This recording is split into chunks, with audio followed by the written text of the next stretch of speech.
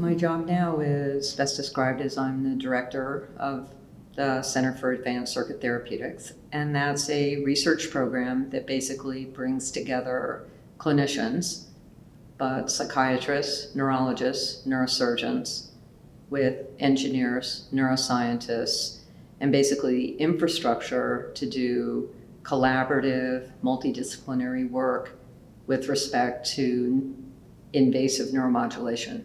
So I basically run a multidisciplinary DBS lab that's embedded in the clinic. So we bring together all clinical specialties, and we've eliminated the silos that I've worked within over my entire career. So it's funny, now to think back over a career. I'm finally in my new job. I'm doing everything formally that I've been trying to do my whole life, except now it's sanctioned formally by my institution.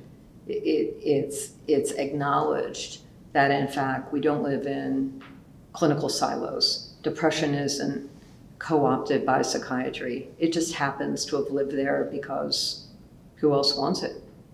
And in fact, as we've had tools to study the brain, that in fact we come together to where a neurologist's point of view and a psychiatrist's point of view and their collective contribution to taking care of a sick person all counts, all is important, one is not more important than the other. So that over time, it's really been about not how to find a home, but how to be comfortable in not being one thing.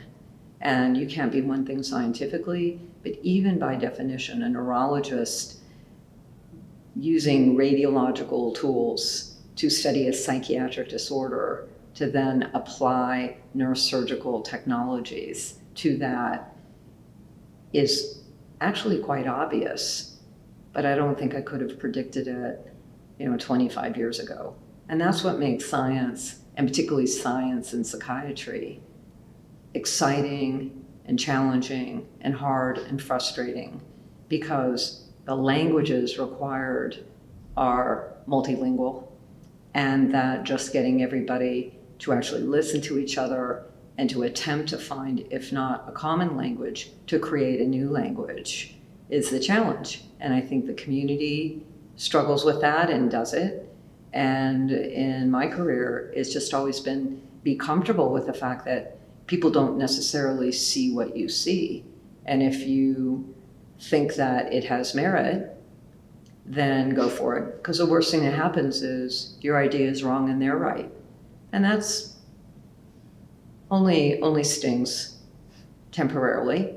And so if failure doesn't leave you homeless, then each of these problems to be solved in new ways, the challenge has to be taken. I think one of the really interesting things that takes some time to really realize is that when people were negative, they just couldn't see where you were going. And so really explore when someone gives you criticism, maybe it's actually critical advice and how to reframe it. And when I luckily had the opportunity to actually revisit some of those very iconic negatives and discuss it with a senior person who had said it, and actually found out that what I thought they meant and what I heard wasn't it at all.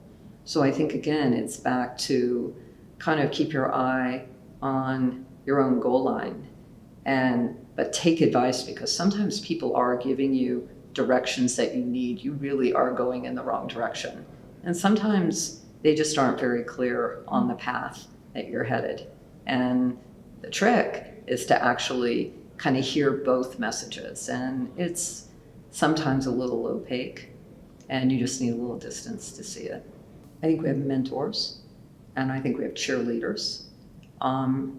Advocate is somewhere in between. My mother and father were my mentors and advocates, because they basically told me you can do whatever you want.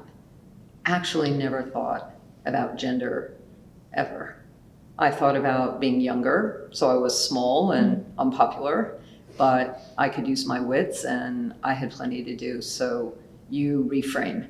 If it doesn't go quite the way you imagine yourself, then you find a way to imagine yourself that works. I always found teachers that helped me to cultivate my best self and that gave me good criticism.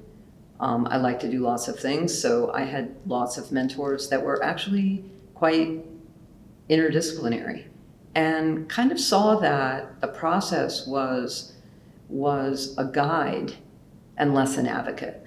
That to me, a great advocate was someone who gave me a chance. Someone, if I wrote them a letter and said, could I work for you this summer? Or I read this paper, do you have something I could do? And to come and just learn. So along the way, I had many advocates in that way. And it was in medical school, Ross Baldessarini. I went to basically work in his lab for the summer. He responded to my letter immediately, offered me a volunteer position in his lab, assigned me to a postdoc, 1978. So really no imaging to speak of. The idea of a neurology of depression, unheard of. I went to feed rats Haldol and do receptor binding in their brains. He said, neurology and psychiatry will come together. It's destined. Get ahead of the curve. Be a neurologist. Introduced me to neurologists in Boston. I went to school in Los Angeles. Met the chairman of neurology, neuroendocrinology in town in Boston. He discouraged me from where I was gravitated to because he was seeing that the fields were going to merge or change. And I took his advice, partly because I was much better suited to be a neurologist than a psychiatrist, it turned out. And I needed the order of neurology.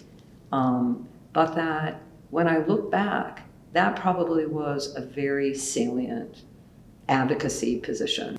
The second advocacy position was a chairman of neurology in medical school. When I started doing the research, went back to visit him, and he asked what I was doing. And I told him I was doing PET scanning, receptor imaging, gave him the big list of topics. And he goes, look, you're a neurologist, you're not a radiologist, you're not a nuclear physicist. What, as a physician, are you interested in? That's what you do, that's what you study, and you happen to do PET scanning now. And what you need to do is go deep with this method on a question that interests you. And your question will evolve, and that method won't be good enough, and you will change methods. And that was advocacy. Totally crushed me at the time when he thought what I was doing was totally disorganized.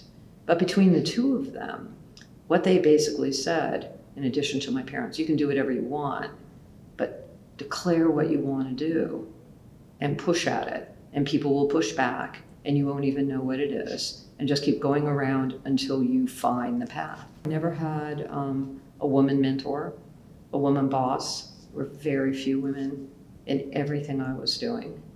But that light about be self-sufficient, push, find a path, take advantage of people trying to help who offer you some assistance or some guidance. And you won't see eye to eye, but utilize the community toward a goal. But that your own path will be forged really yourself. I've been on the program committee and was the president of the organization a while back, a few years ago, and rotated off the council 2 years ago, and try to be active in the women's leadership group. I think over 30 years it's all changed. Mm-hmm. When I went to medical school, there were 22 women out of 200 plus. It was 11% women.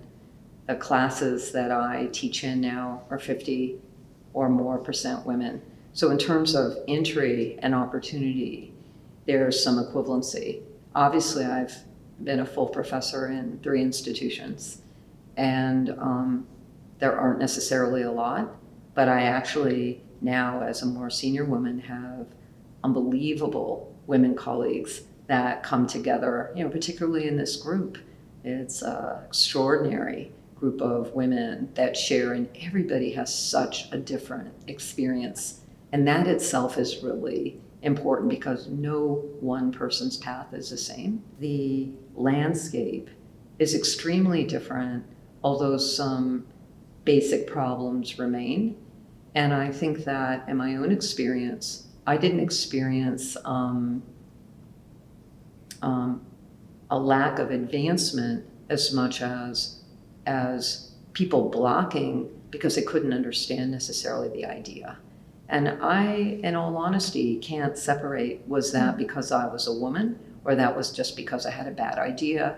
People may have been protectionistic. I don't think so, although there were some people where men dissuaded me because the idea was either radical or nobody else was doing it or they couldn't see where it was going. And I think they were paternalistically protecting me.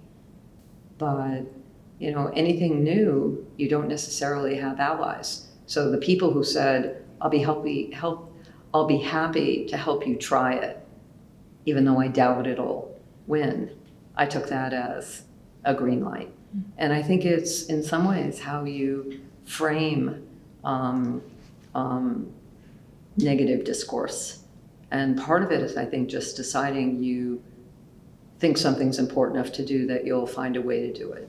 In the end, even when people disagreed with me, when those things that worked, people came around, and you just have to you have to have good memory about every person that told you you would fail, and then be gracious when they want to be your best friend when it's actually going well. And that's just the way the world works. They always kind of say, follow your passion. I don't think any of us know what our passion is. When you are in a community, if we train as doctors, don't be impatient. Learn everything that there is to learn with whatever you choose to start with. Become as much of an expert as you can on whatever you start with. And then the things that are interesting or unclear, or where you ask why is that, and you don't get an answer, things just naturally evolve. It's organic. The junior level, it's really trying to decide what's interesting enough that you want to invest the time and energy, and then be fearless to ask people to help you. Because being now an old person, I love it when people, whether or not they've read my work or not, but when people know work and want advice or want to talk about a problem or think that you might have something to help them interpret something they haven't, people write or people come up to you at a meeting. That's the best part. You know, maybe for every 10 people that you would stalk, 3 or 4 of them would just blow you off. Don't take it personal. Just find more. There are lots of people who want to foster, who enjoy the conversation and who want to facilitate and foster people that are interested in the same thing they are. You know, at the end of the day, I think the approach is really just don't take no for an answer. Just don't say no. You know, as long as all body parts are intact, one should not have physical harm. But the rest is healthy competition, and data rules. In the end, data rules.